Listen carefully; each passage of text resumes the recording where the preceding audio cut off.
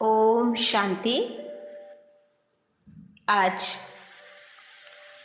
10/12/1978 के अव्यक्त महावाक्य है। विस्तार को ना देख, सार अर्थात बिंदु को देखो।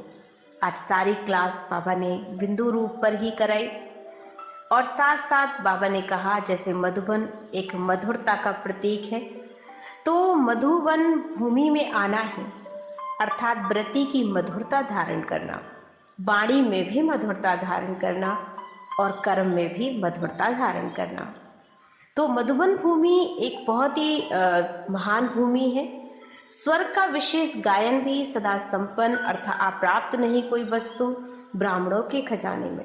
तो ऐसी जो स्वर्ग भूमि बनाने का कार्य जो परम नेता परमात्मा हम सभी आत्माओं के द्वारा कर रहे हैं, वो ये भूमि माउंट आबू राजस्थान का मधुबन है।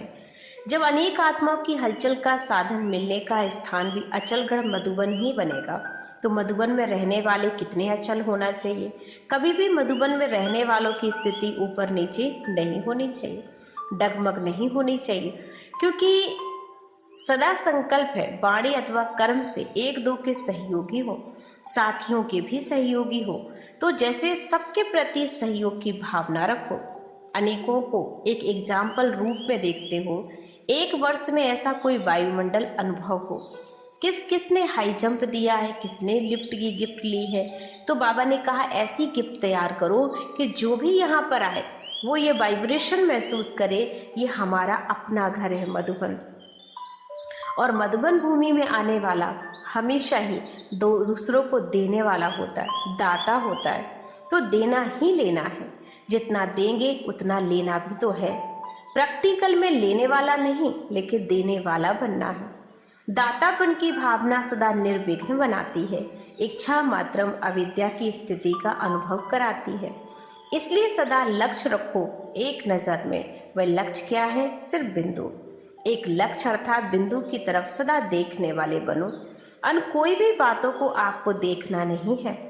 जैसे यादगार रूप में दिखाया कि मछली की तरफ ही अर्जुन का पूरा ध्यान था, वैसे ही हमें भी अपना पूरा प्रैक्टिकल स्वरूप यही याद रखना है कि हलचल की आवाज़ जो बड़ी दुखदाई होगी, दृश्य भी अति भयानक होंगे। अभी की बातें उसकी भेंट में कुछ भी नहीं है। अगर अभी तो देखते हो ना देखते ना देखना है, ना सुनते हुए भी ना सुनना है। ये अभ्यास करो कि हमें किसी की कोई कमी कमजोरी दिखाई नहीं पड़ रही है, हर एक में विशेषता ही देखनी है। और कार्य को भले साधारण हो, स्थिति भले साधारण नहीं होनी चाहिए, कार्य भले साधारण है, लेकिन आपकी स्थिति को देख करके हर एक अनुभव करे कि ये बहुत ही महान दिव्य आत्माएं हैं। तो साधारण रूप में भी आपका एक दिव्यता वाला हो। जैसे कि एग्जाम्पल लिया बाबा ने कि कृष्ण जो थे वो अर्जुन के मित्र थे, लेकिन अर्जुन के सामने वो साधारण रूप में ही रहे। पर जब उसे साक्षात्कार हुआ तो उसे बहुत फील हुआ कि आप इतनी दिव्य थे, पर आपने मुझे वो चीज़ को कभी एहसास ही नहीं होने दिया, हमेशा एक साधारण रूप में रहे। पर आपको देख कर के मेरी तो आंखें ही खुल गई। आँख खुले खुले एक सेकंड में भी साक्षात्कार आपका भी होगा। ऐसी स्टेज विशेष अभ्यास की बनानी होगी कि सुनते हुए भी ना सुनो, एक बात सुनो, एक बिंदु को ही देखो। विस्तार को ना देखकर सिर्फ सार को देखना है। और हर आत्मा यहाँ आकर अनुभव करे जैसे एक जादू की नगरी ये मधुबन बन जाए, और उसे अनुभव हो कि स्नेह का भी उसको कार्य में लगाओ जो स्नेही आत्माएं हैं।